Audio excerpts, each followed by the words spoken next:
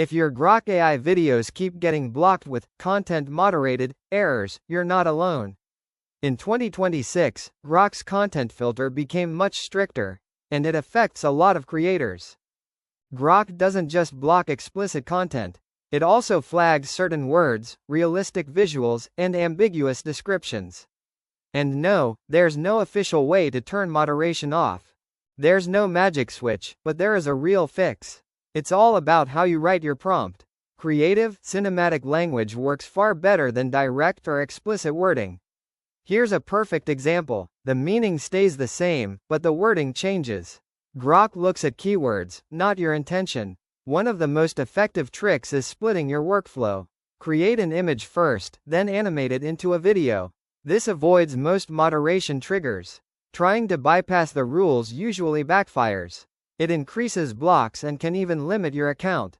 Smart prompting is the only sustainable solution. If your content is clearly safe and still blocked, save the prompt and contact support. False positives happen, and feedback helps improve the system. So here's the truth. You can't turn moderation off, but you can work with it. Creative prompting gives you far more freedom than fighting the system.